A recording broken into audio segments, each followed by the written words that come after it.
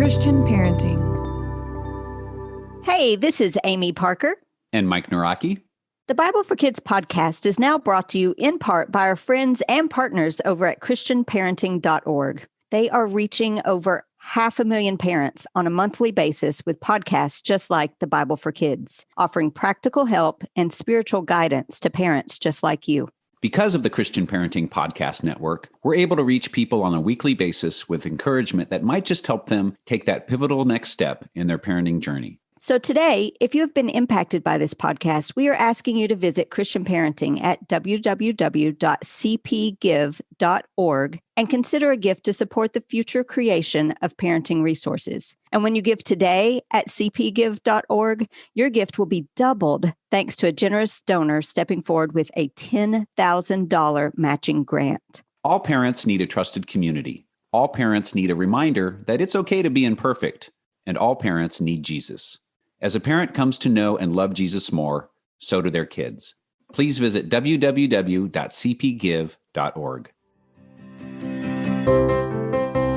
Welcome to the Bible for Kids podcast with your host, best-selling children's author Amy Parker, and author and co-creator of VeggieTales, Mike Nawrocki. If instilling biblical values in kids is important to you, this podcast will give you the resources, wisdom, and hope to do just that. Now, let's join our hosts, Amy and Mike, for this week's episode. Hi, everybody. Welcome back to the Bible for Kids podcast. I'm Mike Nawrocki.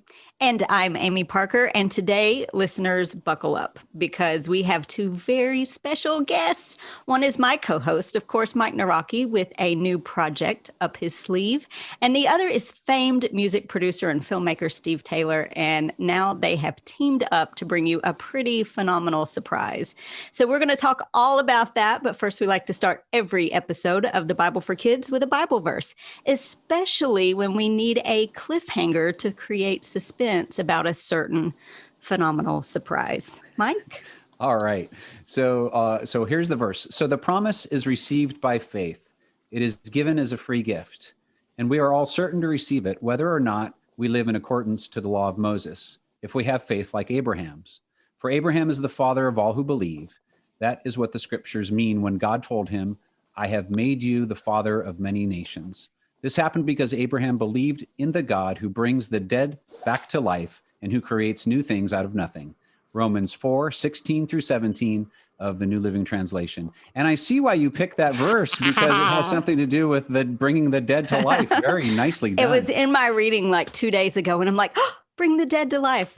But we'll get to that, guys. Right. So as co-creator of VeggieTales and the voice of the beloved Larry the Cucumber, Mike Nawrocki has been making entertaining and wholesome content for kids since 1993.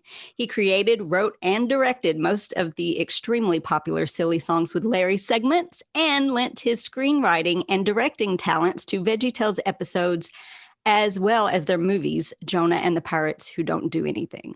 Mike also developed and wrote for 3-2-1 Penguins and authored a number of VeggieTales books and CD projects. Mike serves as assistant professor of film and animation at Lipscomb University and co-hosts the weekly podcast, The Bible for Kids. Heard great things about that one. Yeah, I know. I've heard it's pretty awesome.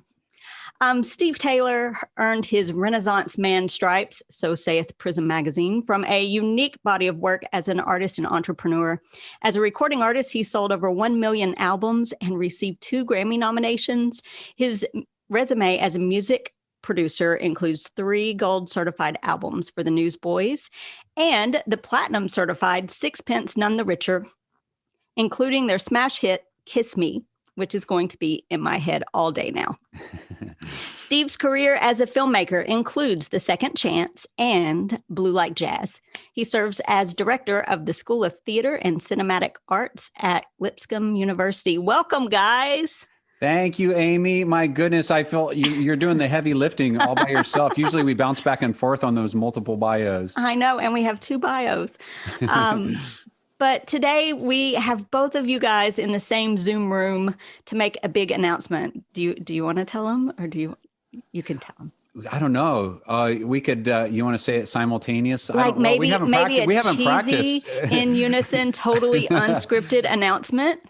Well, okay. Let's see. Let me see. Well, I'll go. I'll say something first, and then Steve can follow. So we're about ready to launch something new and exciting around my Dead Sea Squirrels books, which is. That's where I'm supposed to say something? Yeah, that's where you're supposed to say something. Which is the Dead Sea Squirrels animated series. How did I do? Does Steve know? Does Steve know what this is? I think so. Yeah, I think I told him. There was a text. Oh, so yeah. So we've been developing an animated series, which we'd love to tell you all about, and we're doing a Kickstarter launch on that as well. So we'd love to fill you in on all that. But yeah, we're gonna dig up all the details on that. Yep. No pun intended. So we've talked about the Dead Sea Squirrels book series before on here, but for our new listeners who may not know, give us an overview of the series, who the main characters are, and if there may be an opening for Pearl Squirrel, for a voiceover. I do a really good Southern accent. It's very, very natural. And how squirrels became this integral part of Christian literature. All right. Well, so the show stars Michael, who is a 10-year-old, soon-to-be fifth grader, who is he's joined his dad for the summer, and his dad is an archaeologist, and they're at a dig site along the banks of the Dead Sea in Israel. And Michael, while exploring a cave with his best buddy, Justin, who he's brought along for the summer, discovers 2 dehydrated, salt-encrusted squirrels in a cave. And they obviously don't belong there. What are squirrels doing at the Dead Sea in a cave? We find that out later. But he sneaks them home in his backpack, takes them home, sets them up on his dresser like souvenirs from a fun summer. And the window's open, he goes to bed, they get rained on, they rehydrate, they resalinate, and they come back to life. And through the course of the series, we learn that they were alive during the time of Christ. They took an ill-advised vacation down the Jordan River, where Merle had always wanted to go because he had always heard that you can go to the Dead Sea and not sink. So he'd wanted to go there. He drugged Pearl with him. And they got stuck there. But now that they're reanimated in the 21st century, they have all this ancient wisdom to share from being first-hand or first-pod witnesses to the life of Jesus and the apostles. And the stuff that Michael's going through as a fifth grader, Merle and Pearl can speak into from the stories and lessons they've heard from Jesus. And so it's a great way to bring the Bible forward in time with 2 eyewitness characters in a really fun way. And it's just been wonderful. And so there are currently 6 books out, 2 more, books 7 and 8 release in April. And eventually there'll be 12 books in the series, but it's just been a great journey writing those books and now translating those into an animated series. And the 12 books, what biblical times do they span? Do they go in order? Is this? Yeah. First one, squirrels, Genesis, the second, first squirrel. Second walnuts. Are they all the time of Jesus? Yeah. So it's basically all the time of Jesus, but there's even within New Testament quotes. There's reference to the Old Testament. So the very first episode, as we just saw in our Romans quote.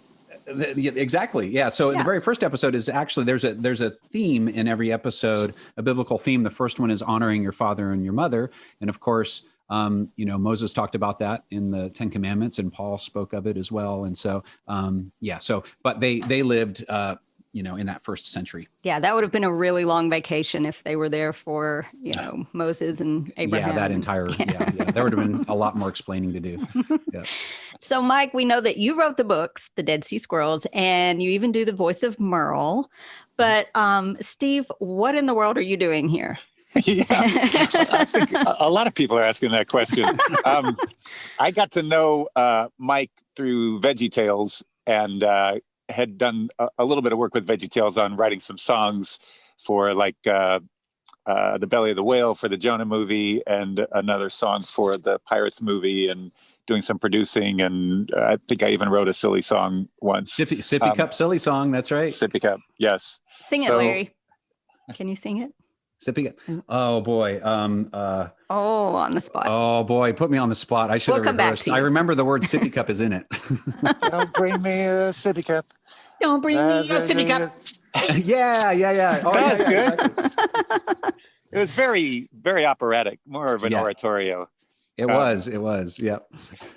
But so I got to know them, and we all got along really well. And I've stayed in touch with Mike, and he was interested in getting his MFA in film from our grad program here at Lipscomb.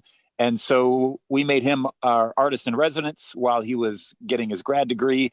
And I was actually teaching the media entrepreneurship class when he pitched the idea of Dead Sea Squirrels. And at that point, was it still an idea, or it had already been turned into a book series? That was a books. It was I was writing the books during grad school. Yeah. Writing the books, yes. Yeah. Since he didn't have anything else to do. Yeah, I know.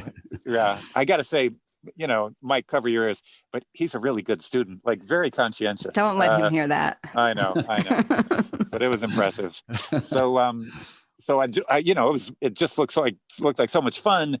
In the meantime, we actually started an animation program at Lipscomb that is led by Tom Bancroft, who got poached out of Cal Arts when he was a freshman or sophomore with his brother Tony to go to Disney. And the first movie they worked on was a little movie called The Lion King, where Tom animated young Simba. I haven't heard of that. Yes.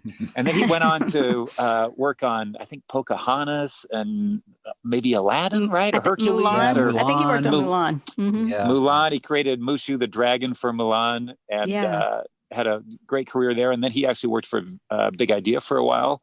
And so we're really fortunate to have him leading our animation program. And the program has grown really quickly over the last 5-6 years. And now they're graduating really talented animators. So naturally, since we're all hanging out in the same building, we got to talking, and we thought, well, what if we tried to do something here with our program, because our faculty are great practitioners and they could work on it, and they could also get students involved, and it seemed like a good idea. So I was able to find some money from some friends on the West Coast who were willing to put up money to make a pilot episode. And that way we could see if we could pull it off and what it looked like, and decide if we were crazy or not. And and it's gone really well. We're just about weeks away from having it done. I think we're probably going to have it done by March. And it's gone so well that we thought, well, let's see if we can make a series out of this. The two challenges were, if we went to, say, a Netflix or Amazon or something like that with a pilot, even if they liked it, they would say, great, we want to buy this. But my main goal was, I think this series is going to be best if Mike Nawrocki is in charge of it, and he's the one who has the final say on what it is. So I just didn't like the idea of an international conglomerate telling Mike what to do. And so, but the only way we could figure that out is if we figured a way to go ahead and make the series ourselves, and then we could more easily license it to a streaming service. But then, of course, we got to raise money for that. And one of my least favorite things is going around and meeting with dentists and lawyers and, people to try to raise money, even something as great as the Dead Sea Squirrels. So since I'd had success with Kickstarter before, I thought I should see what's going on with Kickstarter. And there was enough success with animated series on Kickstarter that made me think, well, maybe we could make this work with the next series from the co-creator of VeggieTales. So we're going to find out. And we're going to work or not. Yeah, we're going to talk about all of the details of that. We're going to let our listeners know how they can help. But we have got to take a break right now, and we'll be right back on the Bible for Kids podcast.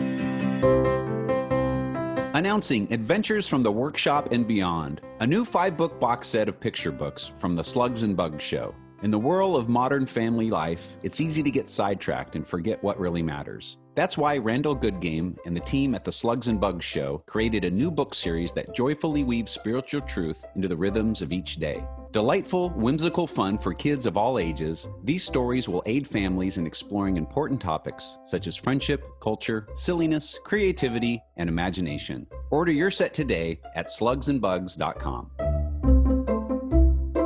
From the creators of the 1 Year Daily Acts of Friendship comes 100 Daily Acts of Friendship for Girls. Strong, healthy friendships offer a safe place for girls to be themselves and share their deepest feelings. But how do they build lasting friendships? One of the key ingredients to having good friends is learning to be a good friend. Designed for girls 8 to 12, 100 Daily Acts of Friendship for Girls teaches what God says about friendship and will give them practical, everyday tips for developing lifelong relationships. Each devotion includes a scripture verse, a short story about friendship, questions to ponder, and a daily act of friendship section with ideas for living out what they have learned. Girls will not only learn how to develop godly friendships with others, but will discover how to be friends with Jesus, the friend who will never disappoint and will always stand beside them. 100 Daily Acts of Friendship for Girls is available wherever books are sold.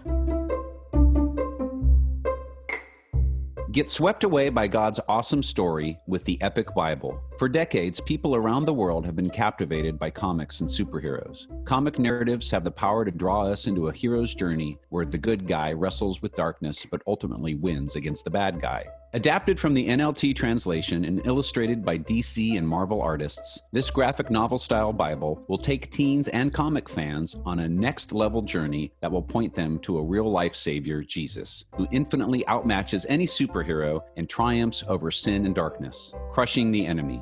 The Bible is perfect for teens, comic book fans, reluctant readers, or anyone looking for a fresh approach to Bible reading. The Epic Bible's cinematic storytelling will make God's Word come alive. Brought to you by Wander, the young adult imprint of Tyndale House Publishers.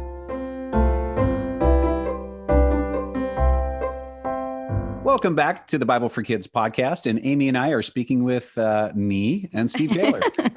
Mike is having a conversation with himself, basically. Steve, before the break, you told us how, so there's a Kickstarter going on here, and to do this animated series, but what's the goal here? Like, everything you've shared around this is super fun. I really love the theme song. But why do we need animated squirrels? What are they going to teach our kids?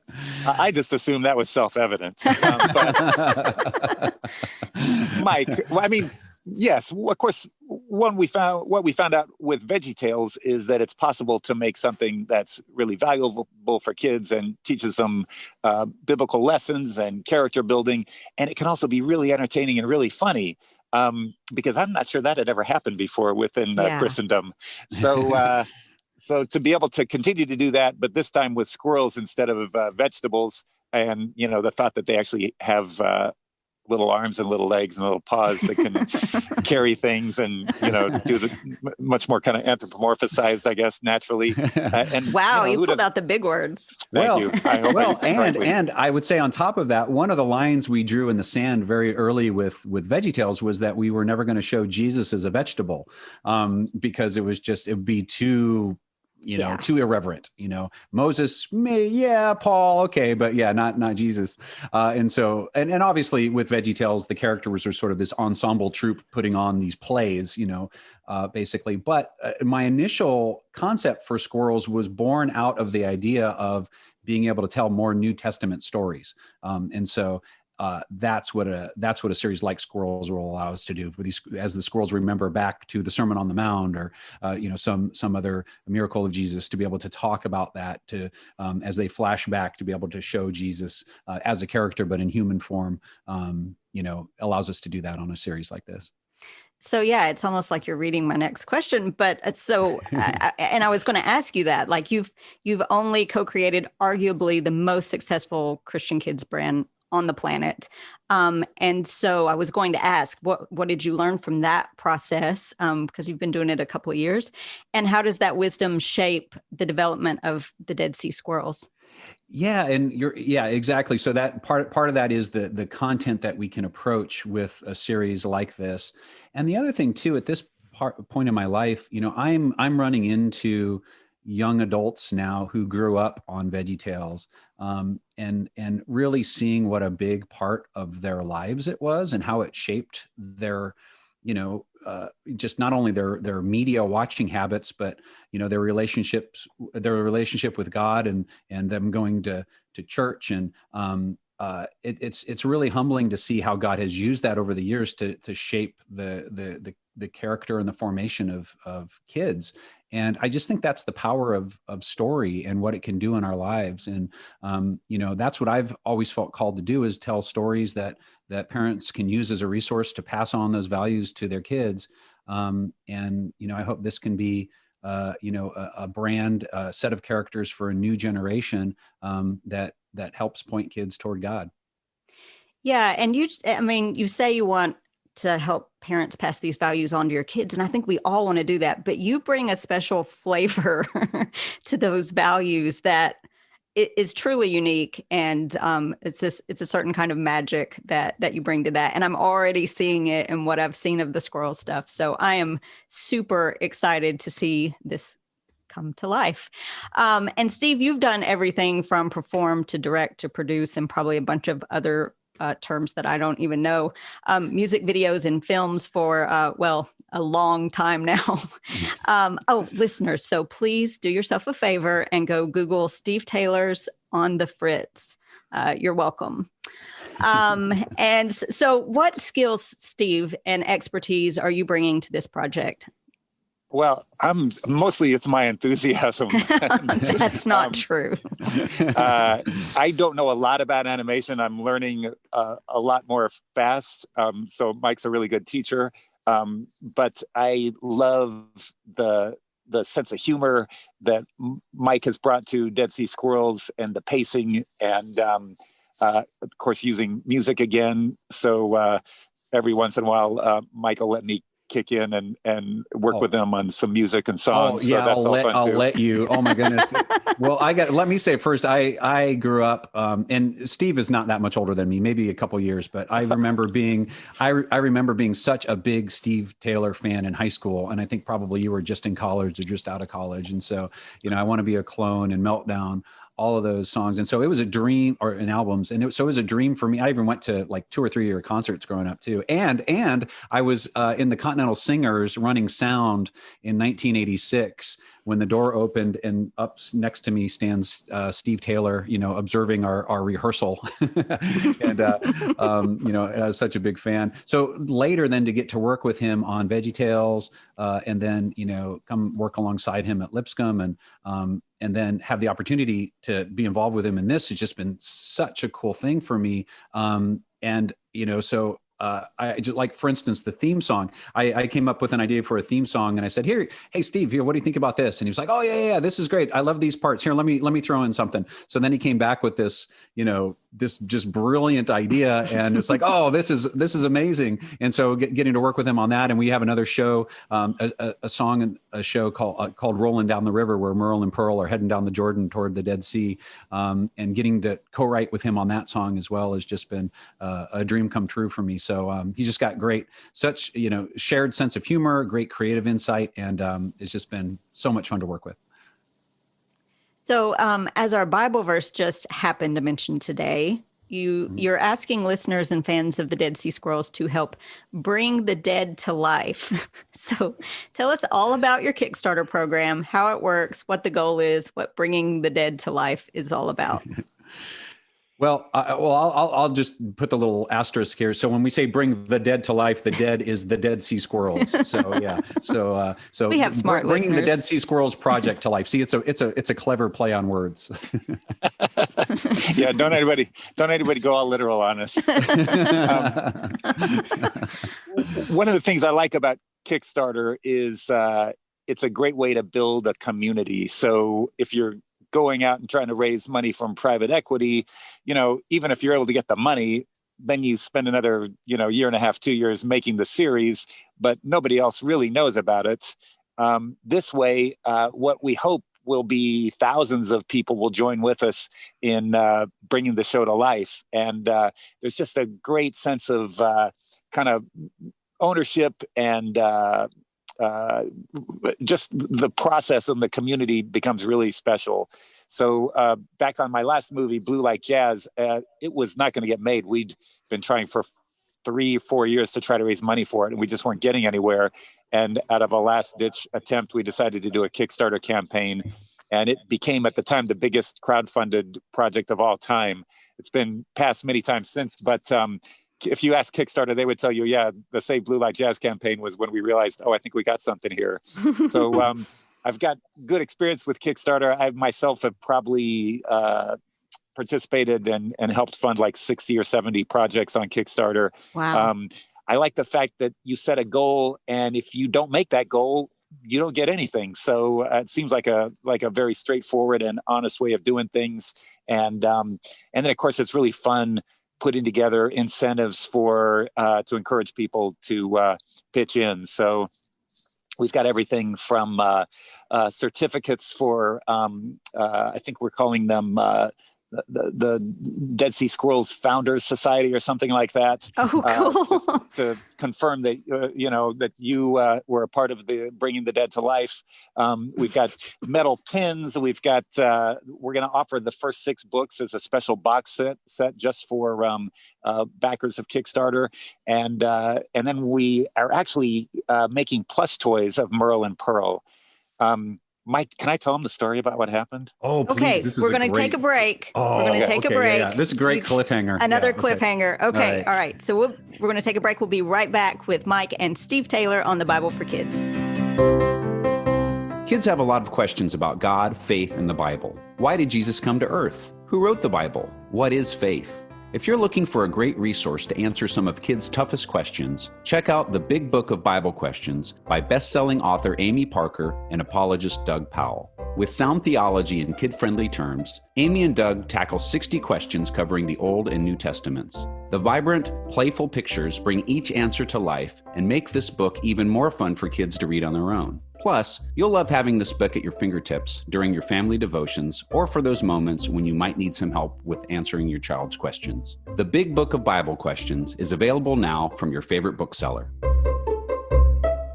One boy plus 2 rehydrated squirrels equals hilarious adventures in the Dead Sea Squirrels books, written by Mike Nawrocki. 10-year-old Michael Gomez finds 2 petrified squirrels while exploring a cave in Israel and stows them into his backpack, the perfect souvenirs from his trip. Or so he thought. When the squirrels get rehydrated during a rainstorm, Michael comes face to face with the rather chatty couple, Merle and Pearl Squirrel, who witnessed Jesus' teachings 2,000 years ago. Hilarious missteps and misadventures happen throughout the series as Michael and his friends navigate life, while Merle and Pearl offer wisdom along the way in their own squirrel style. The first 6 books in the Dead Sea Squirrels series are available at your favorite bookseller, and be sure to look for the Dead Sea Squirrels 3-book starter pack, which makes a great gift for kids who love to laugh and read at the same time. Welcome back to the Bible for Kids podcast. And on the last episode, Steve was about to tell us a great story of something. I don't know what. Well, as I told you, this is new to me as far as kind of kids' properties goes. But one of the things we decided was, we should, we got cuddly squirrels. We should make some plush toys. So of course I Google plush toys, and pretty much the first company that comes up, I go ahead and order a Merle plush toy and a Pearl plush toy, and they're supposed to come within, like 20 days or something like that. And they'll send me a photo of what it's going to look like first so I can approve it. And so we get the first photo of the Merle plush toy, and it looks for all the world like Merle had been lobotomized. Like they're supposed to look like, cuddly and cute. And this one looks like he just looks like really anxious and maybe like something terrible had happened. So when a squirrel doesn't run quite fast enough to get off the road. Maybe that's why before he was rehydrated. Maybe that was could be. We could have gone with that. Pre-rehydrated. The before Merle. Definitely not something you'd want your kid to cuddle with. So Tom Bancroft stepped in and he tried to kind of redraw it for the people who were making it to make it a little more friendly. And the second attempt was actually slightly worse than the first one. So Mike got a hold of a friend of his who used to be at DreamWorks Animation in marketing and consumer products. Right? Consumer products, yeah. And so our friend Rick Rickendahl put us in touch with a guy who does that for a living, and he is fantastic. So we just saw the first rough today of a Merle plush toy, and it just looks so adorable. So we cannot wait. Got a bushy tail and a cute little face, and it's everything you'd want in a squirrel plush toy. That is awesome. And so switching gears just a little bit, the tagline of this whole campaign, of course, is bring the dead to life, and the dead referring to the Dead Sea Squirrels in short form.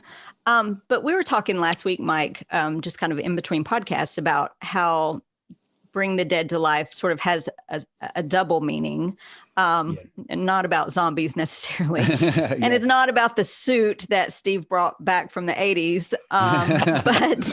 But does bring...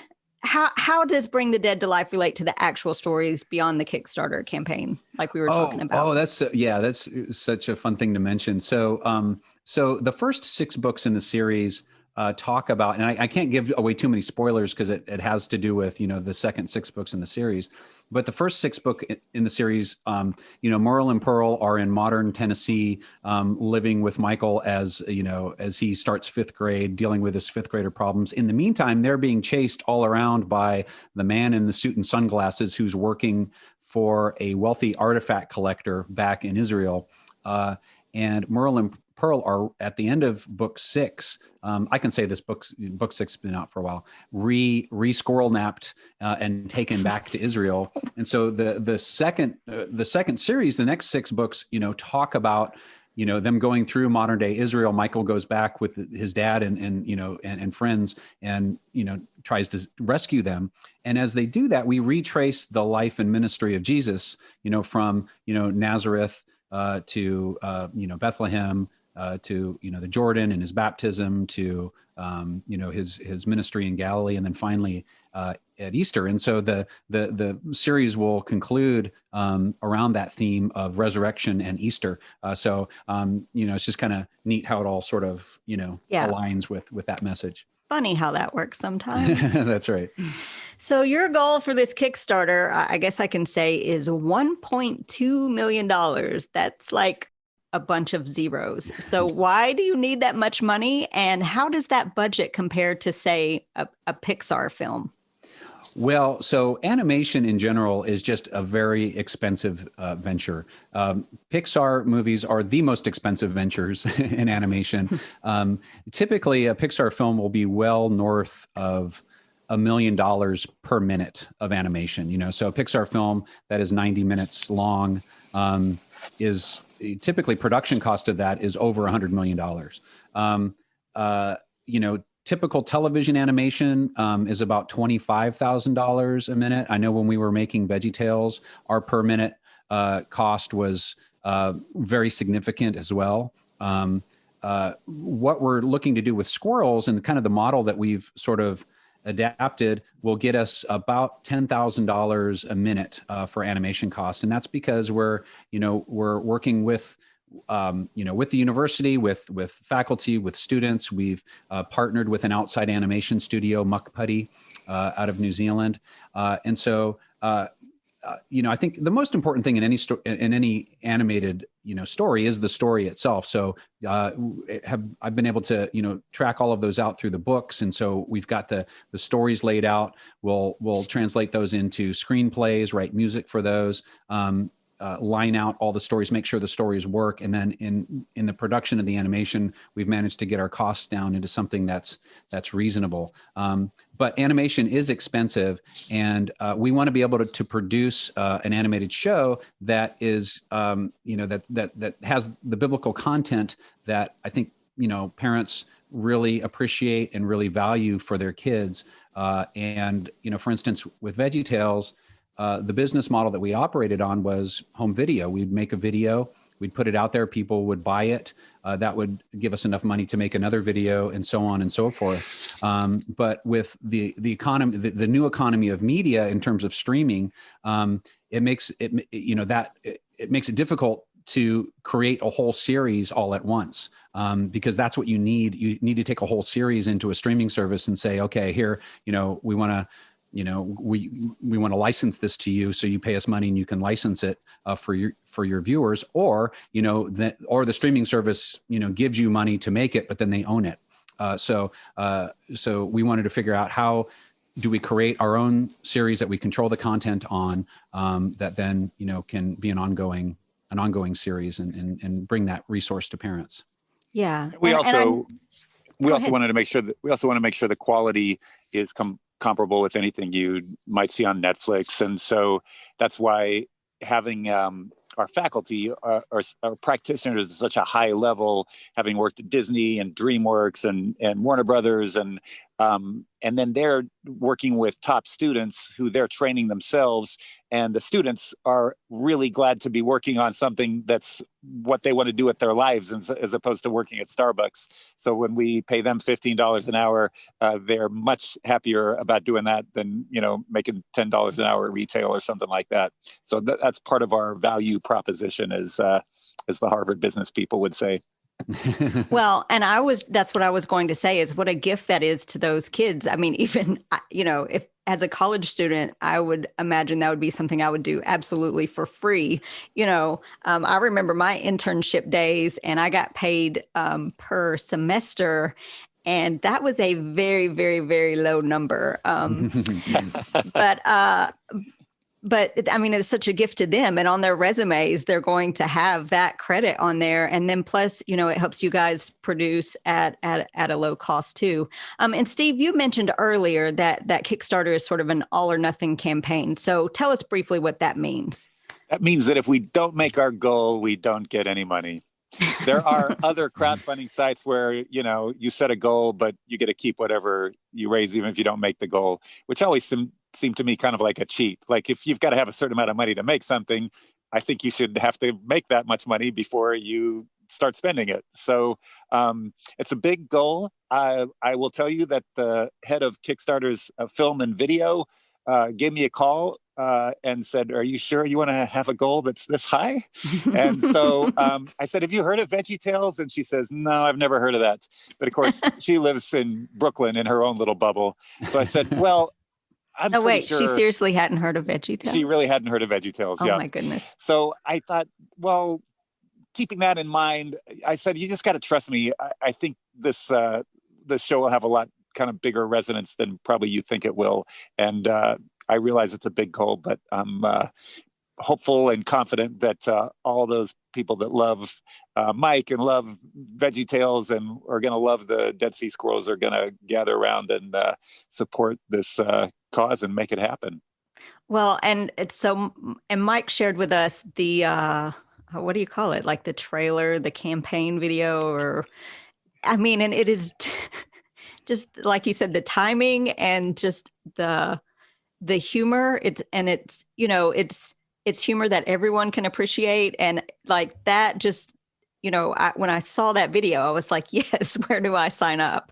So I think that video makes it so clear, the quality and the content of what you're going to be getting out of that. So I'm really excited for everyone to see that. And I don't think you'll have a problem meeting your goal, honestly.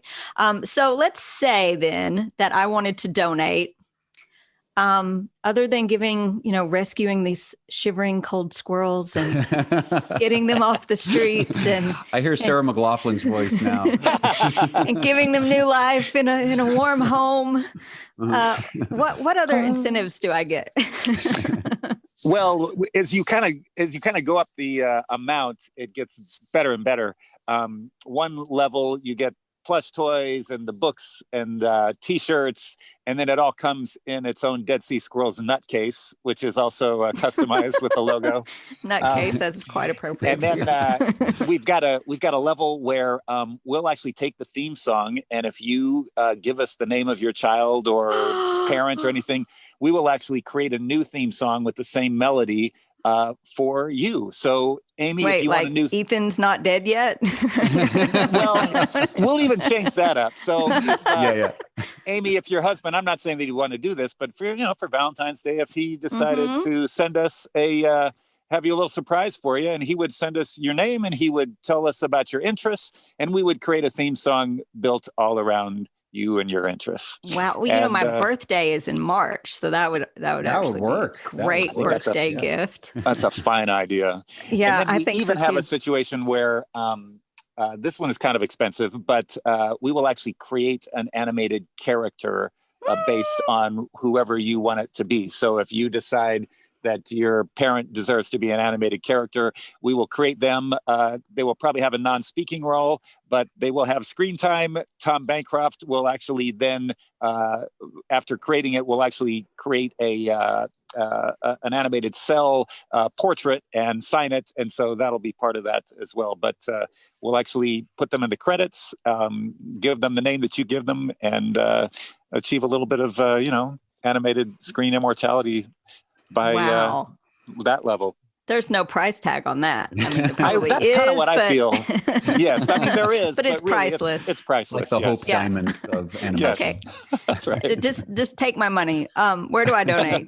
and where do I learn more about bringing these Dead Sea Squirrels to life? Funny, we have a website that has the same name, www.deadseasquirrels.com. Squirrels has 2 R's, people.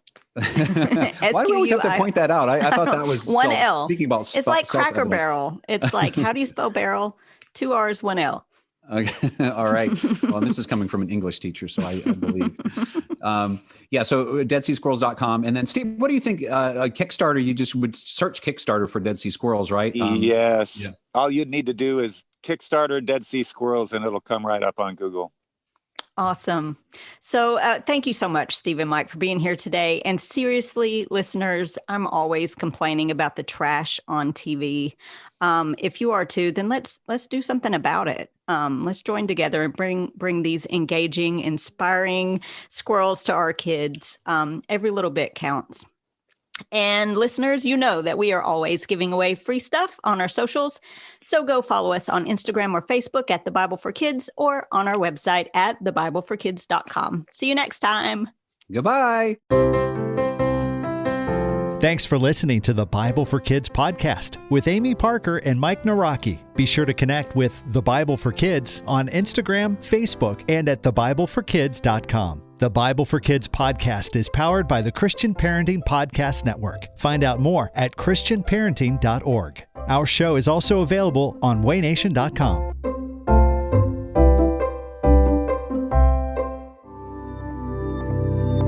Christian Parenting.